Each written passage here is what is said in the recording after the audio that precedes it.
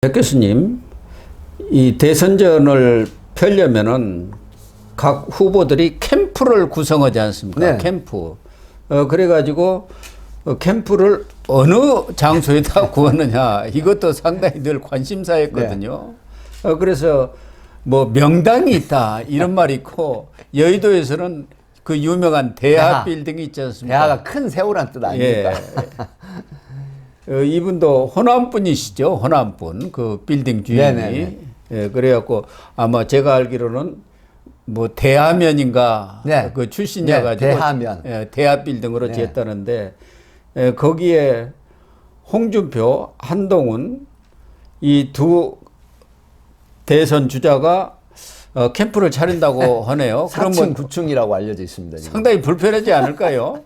지금 홍준표 대구시장 같은 경우는 탄핵 정국 그 이전부터 상당히 한동훈 그 전 대표를 공격을 많이 했거든요. 많이 한 정도가 아니라 너무 하다 할 정도로 했죠. 그럼에도 불구하고 한동훈 대표는 그래도 선배로서의 애우를 상당히 갖춰서 이 대응을 했었던 부분이 있는데 그렇습니다. 사실은 이제 나이 차이도 많고 정치 경력이 월등하게 많은 분인데 정말 무차별적으로 공격을 했는데 이 두 분이 지금 같은 빌딩에서 캠프를 차린다고 하면 사실 오르락 내리락 하면서 엘리베이터에서도 마주칠 수 있고 인근 식당에서도 마주칠 수 있지 않습니까? 당연하죠. 또 캠프에 있는 사람들도 서로 이제 만나게 되고 아마 이제 이런 걸 계기로 해서 아마 비판이나 비난은 자제하고 서로 선의 경쟁을 하자라고 하는 그런 모습을 보이지 않을까 싶은 생각이 듭니다. 홍준표 시장이 그렇게 한동훈 전 대표를 공격한 것은 한 전 대표가 가장 강력한 라이벌이죠. 이런 생각을 가졌기 때문에 그런 것 아니에요? 그렇습니다. 사실. 네. 한동훈 전 대표는 뭐 특별히 개인적으로 원한을 살 일이 없지 않습니까? 뭐 자기를 출당시킨 것도 아니고 특별히 또 한 전 대표가 홍 시장에 대해서는 공격한 게 없어요. 없습니다. 없어요. 대구에 갔는데 찾아뵙지 않았다는 거.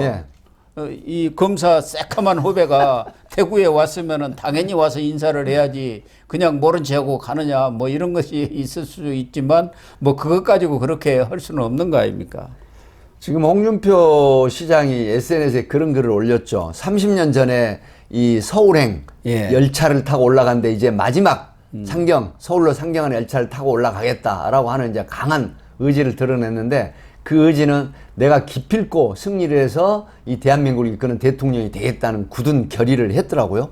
그런데 과연 홍준표 시장이 이 대선에서 후보로 이 낙점이 될 것인지, 소위 유권자들이나 국민들이나 보수우파 성향의 지지자들이 낙점을 할 것인지가 가장 관건인데, 아마 이제 경선을 통해서 뭐 굉장히 많은 어떤 정책을 내밀고 그다음에 소신을 지지자들에게 이제 아마 보이는 이런 과정이 겹치겠지만, 여기서 지금 안타까운 부분이 만약에 한동훈 대표나 유승민 대표를 배신자 프레임으로 계속 씌워서 갈등이나 분열을 부추긴다라고 하면 지금 경선이 또 굉장히 혼란 속에 빠질 염려가 있거든요. 그래서 제가 앞에 언급을 좀 드렸던 부분은 대하 빌딩의 4층, 9층이라고 제가 알고 있는데 만나게 되면 아우르고 그다음에 이 보듬어주는 이런 모습을 보이는 게 훨씬 본인들의 유리한 고지에 점령하는 데 일조를 한다. 이런 조언을 드리고 싶네요. 그러니까 홍준표 시장이 4층, 한동훈 전 대표가 9층에 캠프를 차리는 것으로 이렇게 되어 있고요. 그런데 대하 빌딩이 이렇게 유명세를 탄 게 왜 그렇습니까? 사실은 97년도에 김대중 대통령, 그 다음에 2012년 박근혜, 그 다음에 이제 2021년도에 윤석열 대통령 3명이 배출된 것 아닙니까? 명당은 많네요. 그래서 이제 사실 명당이라고 보는 이유는 뭐 예전에 그 조순 시장이나 고건 시장도 거기에 캠프를 차려서 다 시장이 되지 않았습니까? 그렇죠. 반기문 전 유엔 사무총장도 거기다가 차리려고 했는데 중간에 낙마를 하면서 그냥 계약을 해지했던가 그렇게 생각이 들고, 그 옆에 있는 가까운 거리에 있는 극동 빌딩도 많이들 들어가지 않습니까? 극동 빌딩도 캠프로 많이 했고, 이제 이유가 물론 명당이라는 부분이 있겠지만 사실은 여의도역 인근에 있거든요. 국회 정문에 들어가 보면 가는 길에 오른쪽에 있습니다. 국힘 당사라든가 여기서 가깝고, 그 다음에 국회가 불과 6, 700m 거리입니다. 그렇죠. 그러면 관련해서 의원들이 굉장히 많이 왔다 갔다 할 수 있고 또 교류나 소통이 되고, 그 다음에 차를 이용하지 않아도 걸어서 서로 이렇게 만남의 장소로 활용을 할 수가 있기 때문에 소위 말하면 플레이나 작전에 있어서 굉장히 유리할 수가 있는 위치거든요. 하기 때문에 이런 부분들에 있어서 또 선호하는 그런 부분이다 이렇게 봅니다. 안철수 의원은 맨하탄 네. 빌딩 거기 미래발전 포럼 사무실이 있는데 그대로 이제 활용을 한다. 거기를 싱크탱크 네. 그 사무실을 그대로 사용하는 모양이네. 네. 707호. 이렇게 되면은 이 여의도에 이 후보군들이 총 집결하면은 사실은 여의도의 대선 후보들이 그냥 우글우글 그런 상황이 되겠네. 사실은 여의도의 기라성 같은 국힘 쪽 후보들이 이제 모이는 건데 사실 현재 20여 명인데 그 중에 딱 드러난 게 지금 15명 정도가 드러나고 있지 않습니까?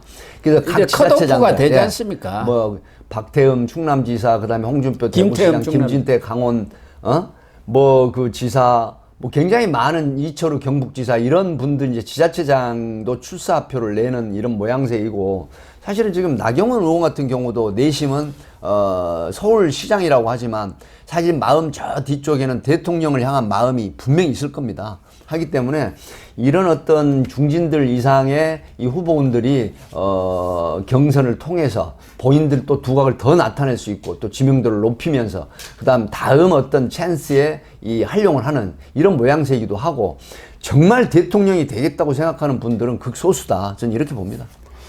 특히 김나윤이라고 하지 않습니까? 김기현, 나경원, 네. 윤상현 네. 이른바 친윤 중진들이고 이런 분들이 이번 탄핵 심판 반대. 과정에서 엄청나게. 탄핵 반대 운동에 아주 네. 뛰어들었던 분들인데 김기현 의원은 당대표까지 하신 분 아닙니까? 지난번 4일 탄핵 심판이 끝나고 우총에서는 이번 선거는 패배할 수밖에 없다. 우리는 그래서 길게 보고 대비를 해야 한다. 뭐 이런 얘기로 해갖고 많은 사람들이 도대체 당 대표까지 하신 분이 벌써부터 패배주의에 사로잡힌.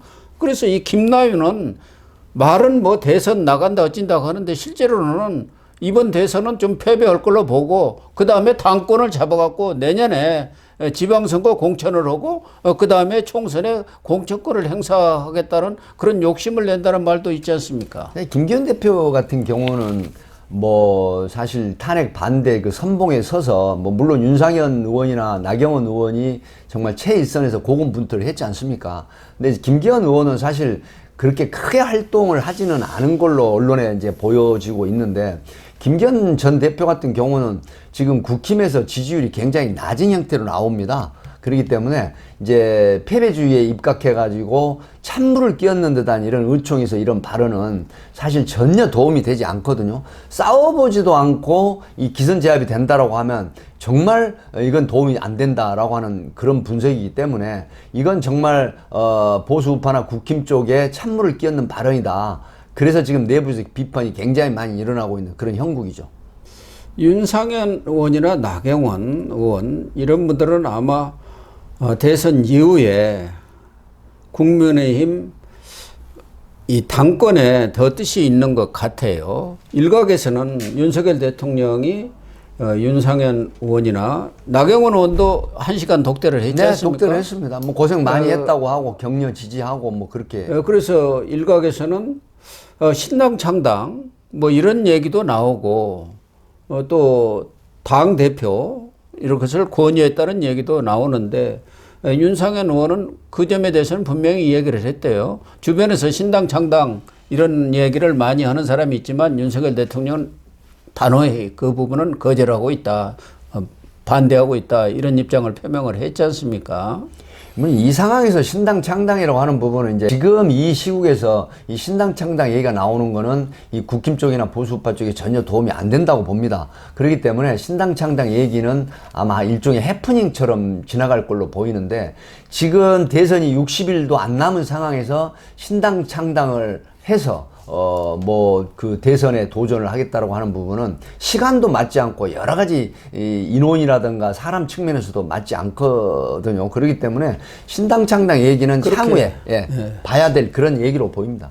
그렇게 분열해 버리면은 뭐 싸움은 해보나 말하죠. 그러니까 윤석열 대통령을 지지하는 일부 세력이라든가 특히 보수 유튜버들 있지 않습니까? 윤석열 어게인 윤석열 하면서 신당 창당해갖고 국민 후보를 내세운다. 이런 주장들을 지금 하고 있어요.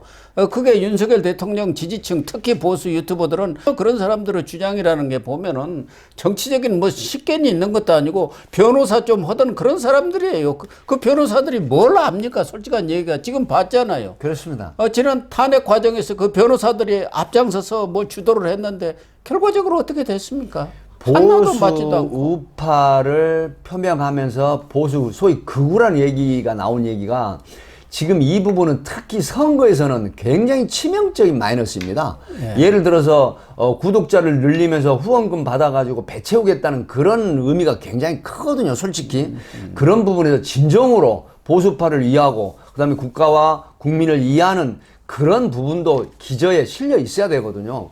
물론 보수 유튜버들이 다 나쁘다는 건 아닙니다. 그러나 신당 창당을 만들고 그다음에 윤석열 대통령 소위 마가라고 하는 트럼프 대통령이 사실 그 마가 정책으로 굉장히 국민들에게 어필해서 대통령이 지금 2기 트럼프 행정부가 출발을 했지만 지금 이 상황은 파면으로 물러난 분인데 이 윤석열 대통령을 주축으로 해서 이 신당 창당을 해서 그다음에 이 출발을 하자라고 하는 부분은 보수 우파를 분열을 하고 개인의 어떤 사욕을 채우겠다는 이런 것밖에 되지 않기 때문에 정말 이런 주장은 전혀 보수 우파나 국힘 쪽에 도움이 안 된다라고 하는 그런 걸 분명하게 말씀드리고 싶네요.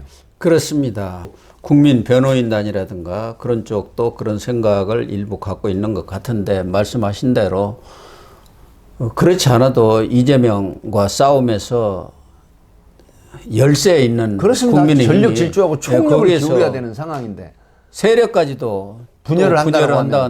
그건 해보나 마나한 게임입니다. 그건 필패 그렇죠. 싸움이 되는 것 아니겠습니까? 그런 일은 피해야 한다. 이렇게 결론을 내려야 할 것 같습니다. 네, 시청자 여러분, 오늘 방송은 여기서 마치도록 하겠습니다. 시청해 주셔서 감사합니다.